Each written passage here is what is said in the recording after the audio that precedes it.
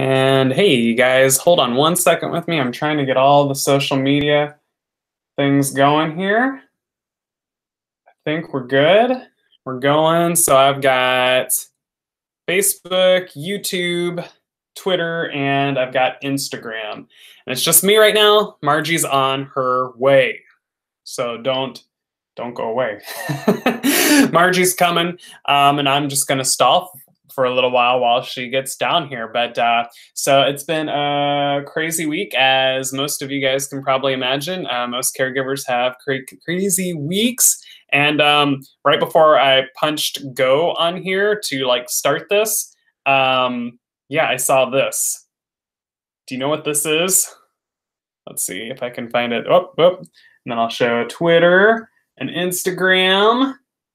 I just found that on the floor. That is my son's tooth.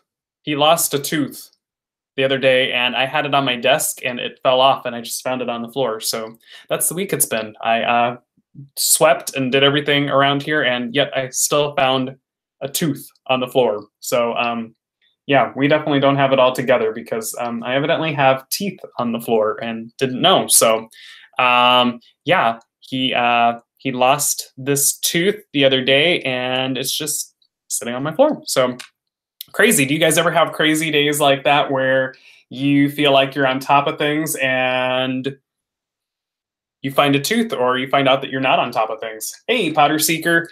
I am stalling for you guys because Margie's about down here and she's got some really cool stuff, but she didn't realize what time it was. So she is trying to run down here, and she's going to be here in a couple seconds, and everyone is going to tell her that she looks phenomenal because she didn't know and she's all worried. So here she comes. You want to go back around the other way? I will. So anyways, so Margie's here. Yay! Yay, Margie's here. And can everyone see you? Yeah, they can. So we have Facebook's on here. Hi, Facebook. Hi, Facebook. And we have Instagram over here. Potter Seeker's on here. Cool. Yep. And I don't know who all's over here, but anyways, I guess I should have told you already. This is a live discussion, so we'll talk about anything you guys want to talk about that's related to foster care and adoption. Everyone has a live chat capability, so we are going to be watching all of the live chats as best as we can over 4 platforms here. Maybe you'll have to take 2 and I'll have to take 2. So we're going to be watching that. Please give your input, give us likes, give us hearts. We do these caregiver check-ins. These are so that people can check in and they can feel connected to other foster care and adoptive parents, and so that people that are just interested in helping out and supporting foster and adoption, helping parents, they can get an idea of like what's going on inside their heads and the issues and different things like that. So we're willing to talk about anything. Transfiguring Adoption takes every Monday at 5 p.m. Eastern Standard Time we take time out of our busy schedules to just have this time for you guys to connect and talk. So, hey, Jack, it's always good to see Jack on here. I actually look forward to that. I do. So, hey, actually, Facebook, hey, Jack, can you give like a hi to us so we can see if our live streaming... He's here. Okay, and we have Foster 2 Forevers on here. That's awesome. Yoo-hoo! So, what was your icebreaker question? Okay, so when you're dealing with people, would you rather have someone who externalizes their feelings and lets you know how they feel, either by actions or words, or someone who internalizes their feelings? And particularly we're talking about kids. We see kids who externalize generally act out their emotions. So when you say externalize, you don't mean like they actually just tell you, hey, I'm not feeling too great. You mean like they throw a fit, they throw a tantrum. So would you rather have someone go off on you and tell you how they feel and it just be crazy behavior?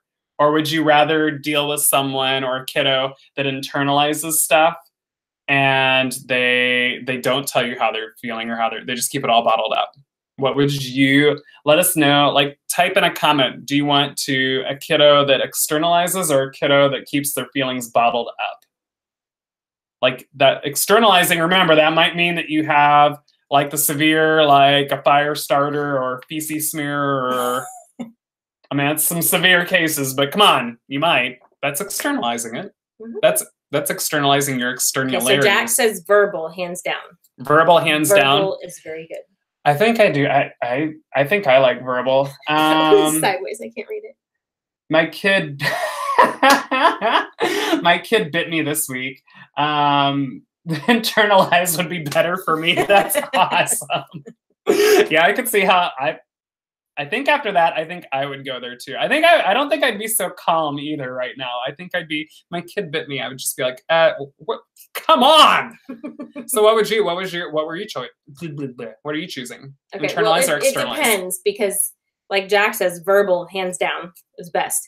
But if you're externalizing to biting, that's not cool. But I will say from some of my experience, the kids who externalize, at least it's out there and you know that something's up and you can work on fixing it. Whereas if it's internalized, it's harder to fix.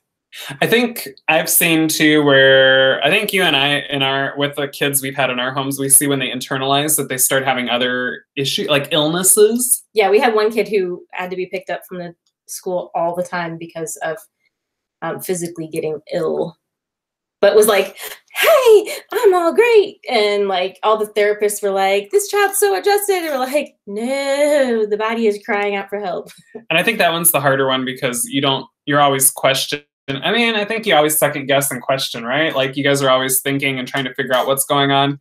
But I think with the internalized, like I'm always sitting there going, so is it an issue or is it just they're sick? Or is it just that they just feel sad right now? Or are they just an angsty teenager? Yeah, are they just an angsty teenager? Like, yeah, I think externalizing, I think I can deal with that a little bit better. Hindsight, if they bit me, I don't know.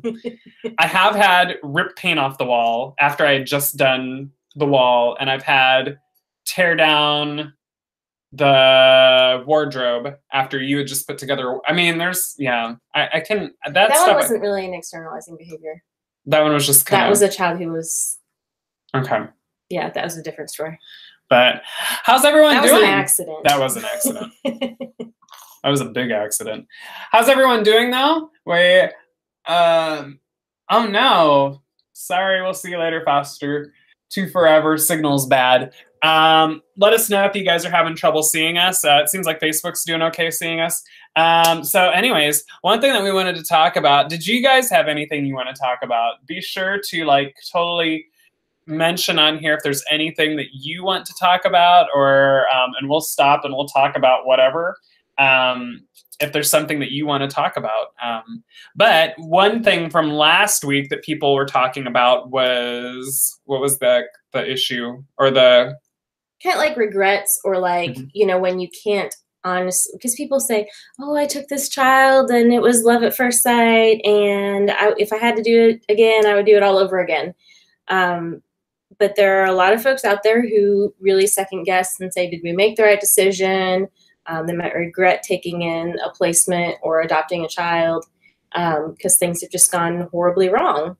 And they, you know, a lot of times didn't know what they're getting into. Jack says, I'm alive, hanging in there day by day. Let me tell you guys, we were talking about this regret, and I looked up on... And then Jack had a question that will... Oh, okay. I see your question, Jack. We will get to it. Yeah, let's get to that. Next. Let's get through this, and then yeah, that's a good question. So we'll get to that here. So with dealing with regrets, I kind of wanted to look up to see online if anyone has really, because I'm sure in therapy and counseling people have dealt with it, but I haven't heard people talking about regretting to foster care or regretting to adopt a whole lot. And so it was interesting that that got brought up last Monday during our discussion, because I think we all feel that as caregivers, and I think we feel guilty about feeling that way. And so I was just curious, and so I started looking up. I found all these stories about different things, but I didn't really find anyone that said, here's what you do, like, here's how you handle that. Hey, Betsy, it's good to have you on here. So I went to, it's called Baby Gaga. I don't know anything about it. It's babygaga.com, but it's called, the name of the post is 15, oh, I just lost it now. 15 whisper confessions of parents who adopted kids and regretted it. So it sounded interesting to me. And they have some different things. And I'm just going to read some of the highlights because you get the emotions from it. This one says, Howdy. I adopted 5 kids, and now I regret it because I'm not as great of a mom as I thought I would be. Ooh. So, yeah. I like the because on that one, because that one really hits home, I think, because a lot of times I feel that way. Like, one of my favorite blogs years back when we first started doing it, I forget what it was called, but it dealt with kind of like that whole, like, I'm not who I thought. Tennessee Kids Belong's on here, by the way. Hi, Tennessee Kids Belong.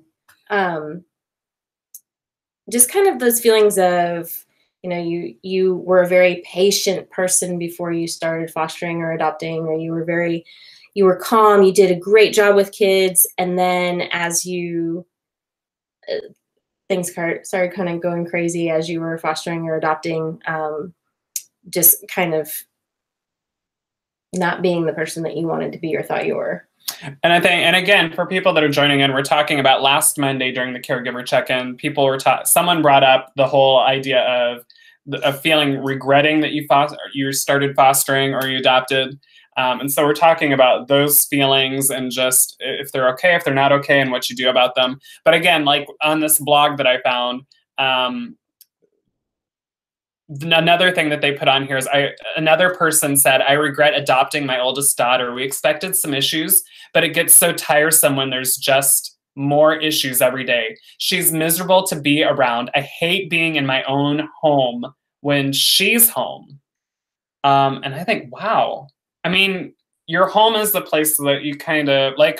How do you guys feel about your home? Like after a busy day at work, or like when you've had a rough day out in the community, like how do you feel about your home? Like what do you think when you think I'm going to go home? What are the words that come to your head? Comfort. Comfort, yeah. So comfort, I think, like just serenity. I think, like, I don't know how not my abode, but my like. Being able to just kick back and relax and be yourself. Okay, so It happens with, we're being told, it happens with people with biological children as well. All moms feel as if we aren't doing it right. That means you are doing it right.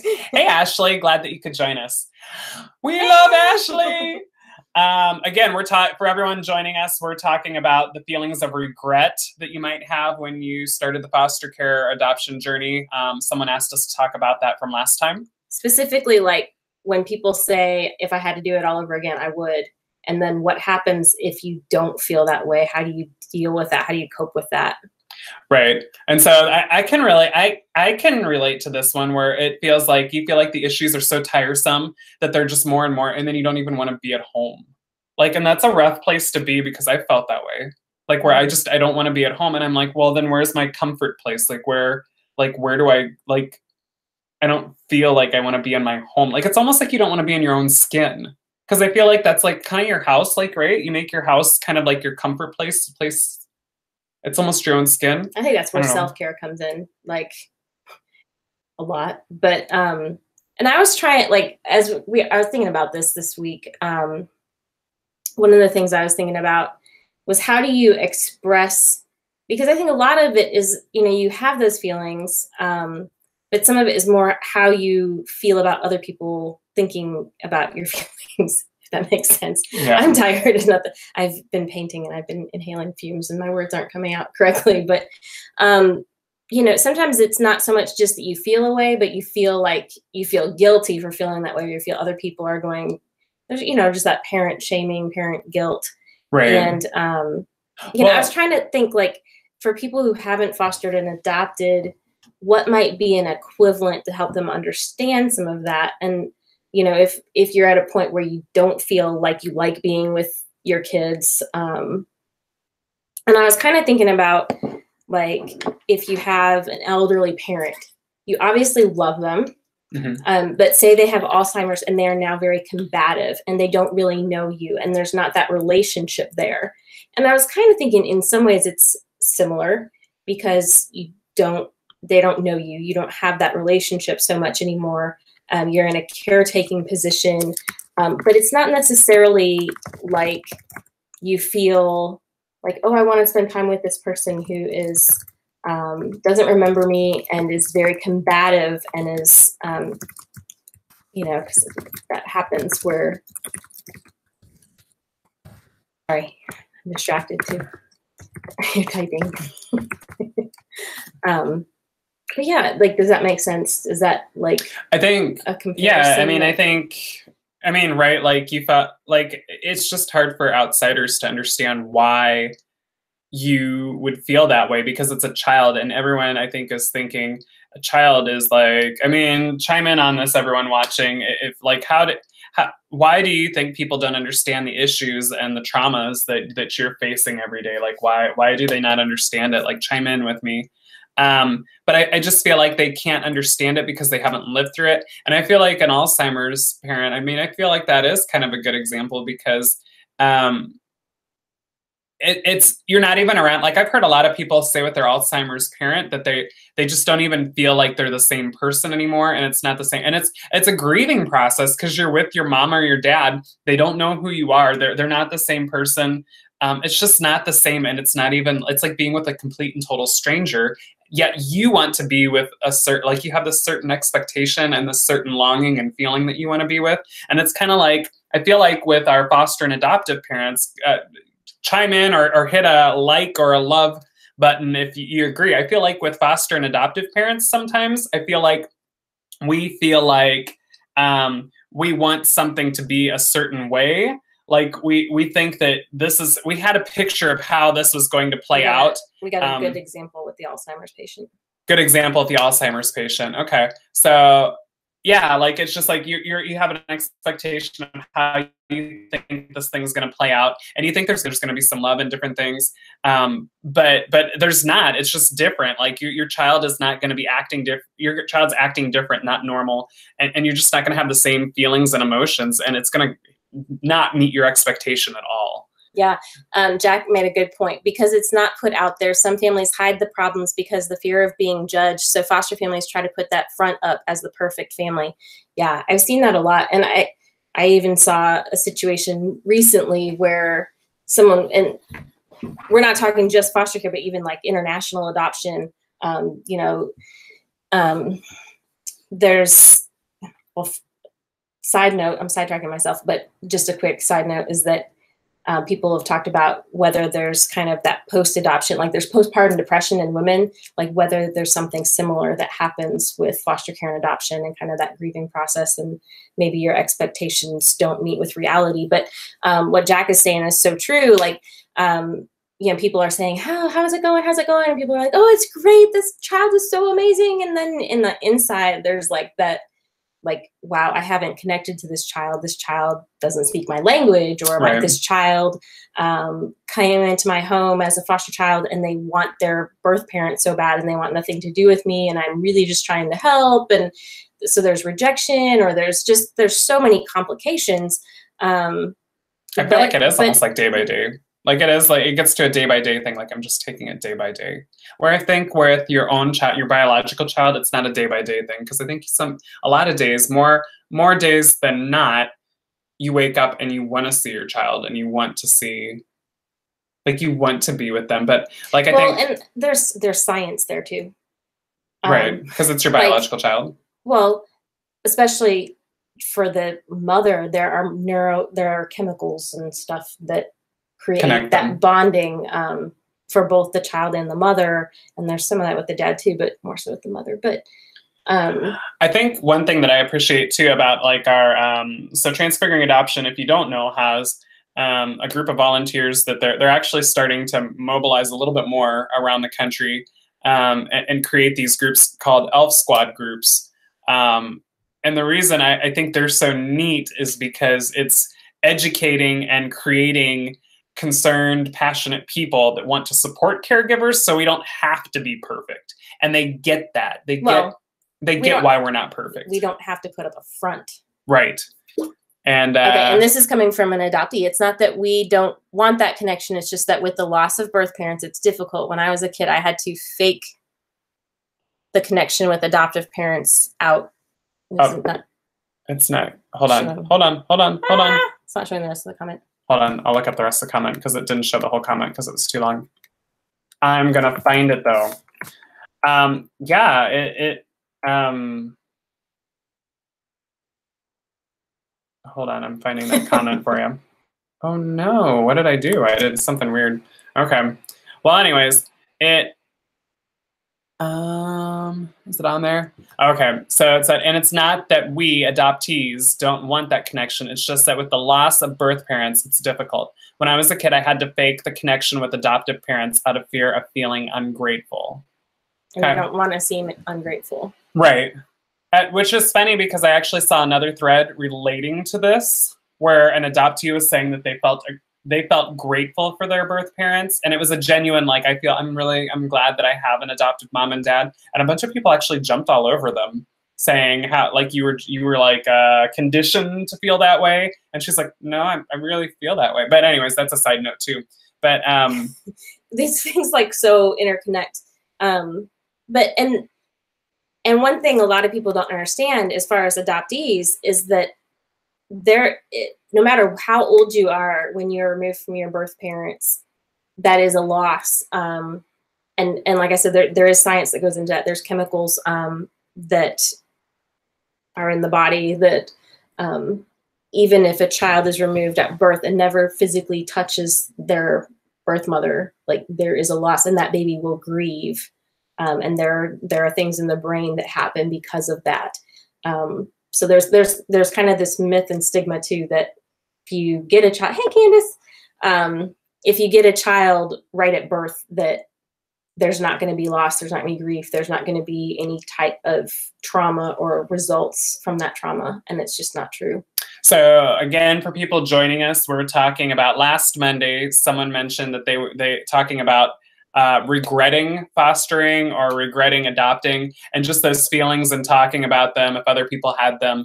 And so we're talking about how I think a lot of us caregivers, and I think Jack brought up a good point. I think a lot of us put on this perfect face, like this perfect mask that we're all okay and we're making it. But I think if we're all honest with ourselves, we all have those regrets from time to time, because I don't think everyone realizes regrets how questioning. Yeah. Specifically, when we started talking about, we talked about, like, would you do it again? And like when people say, I would do it all over again. Yeah, I would do it all over again. And then you feel guilty because you don't feel like you could say the same thing. Well, let me go on to the next. So the next person in this blog, and again, the blog that I'm reading from is from a website called Baby Gaga. And the blog is called 15 Whisper Confessions of Parents Who Adopted Kids and Regretted It. And the next person, basically the little caption that sums up their whole story says, I hate my marriage. I regret adopting 5 kids. My life is ruined because of them. I hate them all. Wow. That's strong. That's strong. And the thing is, like, those are the kinds of things that people often, that's why it's a whisper confession, because people often don't say those words out loud.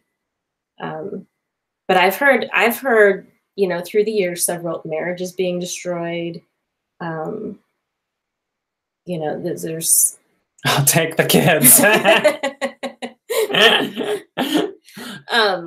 And I think what's hard is that people are quick to judge, and so people don't want to share, like, feel like they can't share those feelings.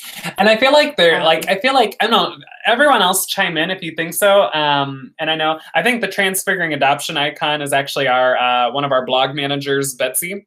She got stuck on our Transfiguring Adoption icon instead of her icon, which is fine. I'm glad you're here, actually. It's just funny because I was like, we're talking to us. Yeah. I feel like I lost my train of thought now. I feel like that we all have this. Yep, it's Betsy. Hey, Betsy. I was like, I'm assuming it's Betsy because I don't know who else can log into our account. I mean, I feel like we get into all this. I feel like it's a cycle too. Like, I feel like we have to be able to share these emotions, because Margie and I are really talking. I don't know. Like, we were talking and we wanted to really come up with like this, because blogs are famous for coming up with 3 steps or 10 steps or something to do whatever. And so this whole week that we've been here, like, her and I have been talking, like, what do we tell people, like, are the 10 steps so that we attack regret and stuff like that. And I'm not sure if there's any way to do that, because I feel like it's almost like the grieving process. Like it's going to come back. And even like with our kids, like you think you have a trauma behavior licked and you think you have it taken care of. And then it comes back to haunt you. Like you think you have food hoarding taken care of. And then 2 months later, you're up in their bed and you find a bunch of stuff under their mattress or something. You know, like I just don't feel like, I feel like it cycles. I feel like a mom that says that she hates them all needs to be able to say that. She needs to be able to say it in a safe place. She needs us to be able to say, wow, that's rough. I'm sad you feel that way, and not judge her, and just understanding that she's probably going to be okay in 2 weeks. And then in a month, she's going to hate it. Like, she's just going to be like, I hate them all again. Like, and I feel like she needs to be able to, but I feel like it's going to cycle. I don't feel like there's anything that we can do in 10 easy steps. Let me ask you a personal question. What do you feel is easier, boys or girls? I know each kid is different, but I'm just wondering what gender is easier versus the other. I can answer that real fast. Yeah.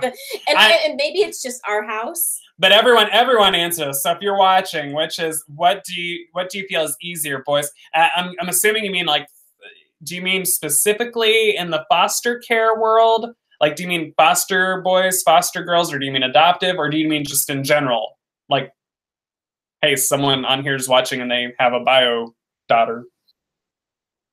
What do you think? I know what you're going to say. I know you do too. In our house, just from what we've dealt with, boys hands down have been easier. And it could just be the kids that we've had pass through our house or stay in our house, but I think I'm gonna say I'm gonna do 2-part answer here, because I'm gonna say probably before the age of 10. And just in general, I have 0 birth kids. This is our first placement, so I'm just wondering. I would say before the age of 10, before all those hormones and stuff start going, I would say probably girls, because they tend to think a little bit more and they're just a little bit more mature, so they can tell you, like they can just communicate with you better about what's going on. And so you can help them deal with some stuff. But like after they hit puberty, it's boys, because they like the boys like just tend to just like if like that's true. Someone gets upset, they fist it out or they get mad and they yell. Teenagers are rough on everyone. Teenagers aren't rough on anyone. But like I feel like the boys though, like they just like they pound it out, and then once they're done and they're wore out, they're done. Where I feel like with our teenage girls, like hygiene issues. Yes, like it's hygiene. One thing to have a hygiene issue with a boy, it's another thing to have a hygiene issue with a girl. Yes. Betsy says, you're absolutely right. And people need a safe space and connection with others to voice these feelings. So the down part of the cycle is shorter. Yeah, absolutely. I think so too. Like, and I think, because if you don't have someone to help you, well, you don't know it's normal either. Yeah. And you can stay there longer if you don't have someone. A lot of times you get out of it faster if you just have someone else to say, hey, I hear you, I feel you, I felt that too. And well, and I think that's one reason why when we heard it, someone else has been through it, but they're in the up part of the cycle, and they can help say like, this is what helped get me out of it, because it's different depending on what's going on. But doesn't this help like get rid of, like, talking about it helps us get out of the guilt stage, right? Like, because we don't feel guilty because other people are feeling it, so it's normal. Yeah. Like, it might not be like, I think we can all agree it's not a place we should stay. Like, we shouldn't stay in a place where we hate our kids. Like, you shouldn't hate anyone. Like, I don't think you should stay there. It's empowering to have others there. It really is. Let me go on to one more thing. So this person said, I adopted my cousins out of foster care and I regret it so much. The past 3 years have been my own personal hell. And that's like a kinship. And let me go to one more, because kinship, and then I have regretted adopting this baby from day one, but it was what my partner wanted. I think those are 2 different things too, because like I think kinship folks sometimes don't get the help they need, and they're not in the circles because they didn't go through foster care classes with everyone else, right? Different dynamics too, because they might have family members that have they're not allowed to be with anymore for the safety of the children, or because the children are allowed to see those parents. fights or whatnot. So you've got that. You've got sometimes there's anger, like the other members of the family are angry at the. I mean, I had it growing up. There was a kinship situation in my family, and I know there was concern about like, will other people be angry if I take this child? Right. And it didn't happen, but it could have. And I've seen it happen in families. Well, and I think this is another issue too, like with the whole, like the partners aren't on the same page. Yeah. And like one wants it and the one person finally gives in and says, okay, fine, we'll do it. Because it's what I care for them. I love them. It's what they want. So I'll do it. Mm-hmm. And then it's horrible because then you're having to live with I think everyone kind of has to live with the guilt actually, because then the other person obviously can see that you don't want this child anymore. And so you're living with the guilt. Like everyone's living with a certain amount of guilt. So it's rough. I don't know if we have any answers. Like, what would you do for a foster parent that came up to you and just like said that they regretted that they ever started this? Like, what would you, like, how do we help people like this? Like, I would love to write like however, these are the steps to helping, but I have no idea what they'd be. I just had one a minute ago that was something that was helpful, but I think getting with other people you can talk to is huge. Realizing it's a grieving process and it will cycle, and allowing yourself to grieve is huge. Allowing yourself that space and letting yourself go through that. How much time do you guys think is enough time to grieve? Like, if you feel like you regretted doing this at all, like you regretted having the kid in your home, like how long is it okay to have those feelings? Because there has to be a time when it's like, okay, enough's enough. Right? Like, I wonder what that is. Like, is it a day, 2 days, a month? Like, I mean, because eventually, like, everyone's going to suffer. Like, you're suffering, the kids suffer, like, everyone's suffering. So, I don't know. I don't have an answer for that. I hope someone else does. Chime in, please. Hey, it's already 5:30, so I'm going to get transition. Again, we were just talking about regretting starting the foster care journey. And hey, Noah Fritchie, how you doing? Glad that you're on here. Do we want to answer Jack's other question that was what was his other question? Well, hold on. Let me just tell. So we just got done talking about regretting fostering or adopting, how caregivers have those feelings. And we were just talking, if you're just joining us, how that's normal, Yeah, go ahead. We're on YouTube, Facebook, Instagram, and Twitter. So go ahead and give us your questions or get some chat going, and we'll get everyone talking here. Jack Dawson. Answer it next week. We'll you have to go, don't you? Week. What was your question again? What was his question? Would you rather do short-term versus long-term? Okay. Yeah, so we'll talk about that next week. Next week we'll talk about short-term versus long-term. One thing I did want to get to was, so we just wanted to highlight a few materials that we have in our own personal arsenal. This week I wanted to highlight Adoption at the Movies. It is by our friend Addison Cooper, and I was trying to look for the foreword by Rita I can't say it. Soronen? I can't talk. Okay, but Addison Cooper has written this book. He also has a website called Adoption at the Movies.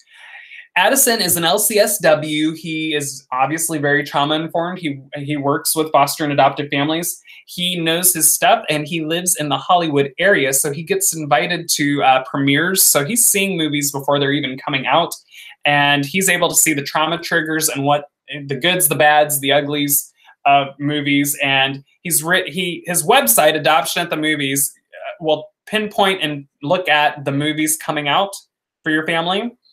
He lets Transfiguring Adoption use his reviews on our website.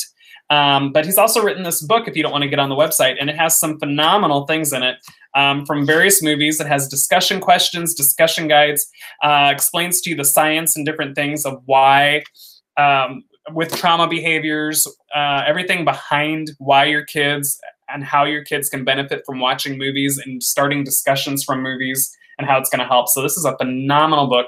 Highly encourage that you get this on your shelf or check out his website, adoptionatthemovies.com, because it is going to be absolutely phenomenal for you.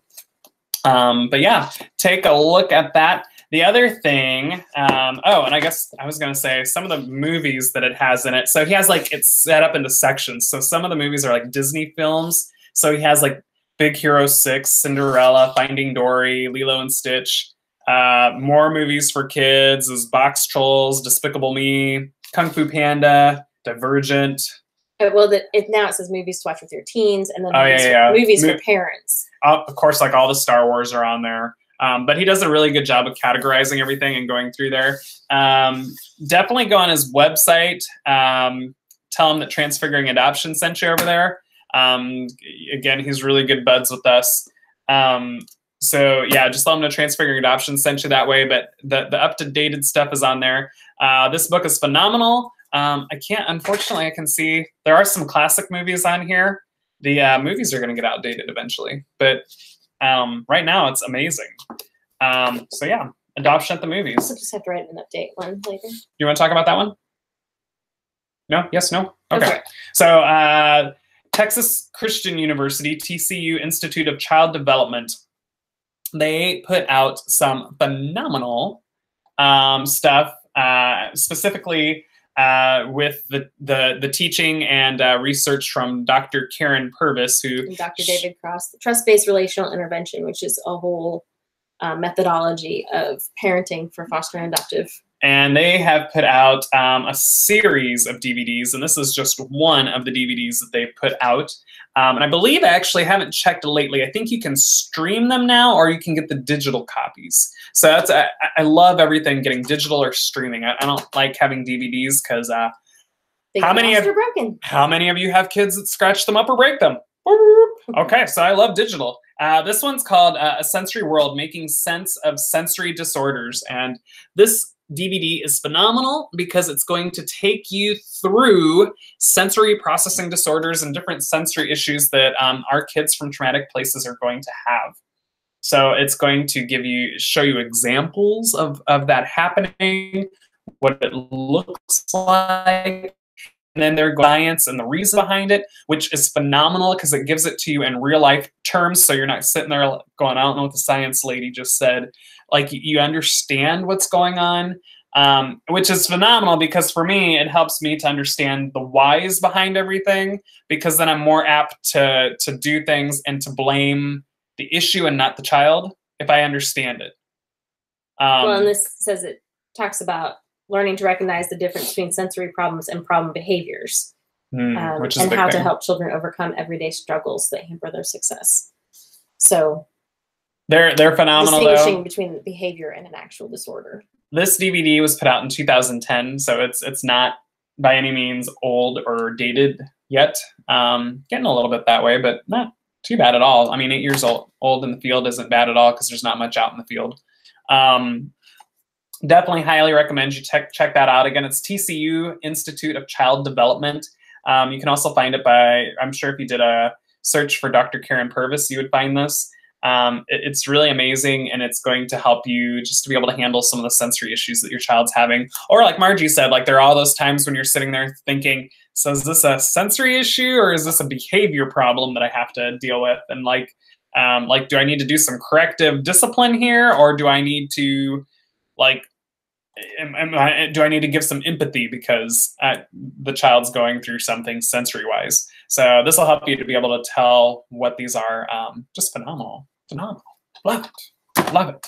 But did anyone else have other questions or anything like that? We're going to tackle Jack's question next week, which was short-term versus long-term care, what those look like and which you'd rather do. So we'll talk about that next week. Yeah, let us know if you have any other questions before we sign off. But before we sign off, is there any other news or anything that we need to let people know about? But no?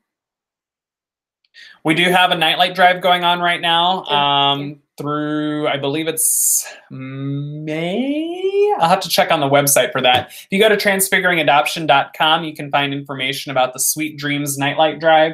We are taking donations of nightlights, and we're going to be giving them to foster care agencies that we partner with around the nation. Those are going to help combat nighttime terror in children. So definitely take a look at that, send in some new nightlights, or go to some businesses that you know are caring individuals that would love to be a part of that. Also, we still have our Transfiguring Adoption Universal Studios trip. We have spots available.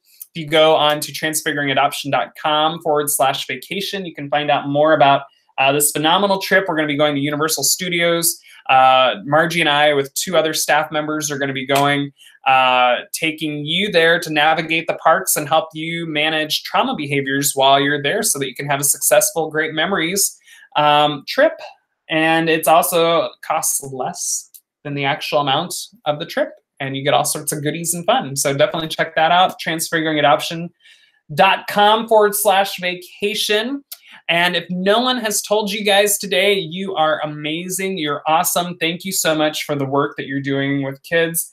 I don't think that you realize how much good that you've done today, because you're in the thick of it and you're in the battle. You might be having those regrets that we talked about and feeling guilty. And we just, if no one's told you today, we think that you guys are doing amazing, phenomenal work. You're in there. There's so many people that wouldn't take on the challenge that you've taken on, and you're doing it, you're trying. And then also out to our concerned individuals that are watching that just want to support caregivers. Thank you so much, because there aren't enough of you choosing to learn about the issues that foster and adoptive parents are dealing with, and then choosing to help them deal with those. So thank you so much. We're going to sign off, you guys. Can't wait to see you next week. Keep in touch with us. We hope we're helping you to nurture and grow your foster or adoptive family. Goodbye, Facebook, and goodbye, YouTube.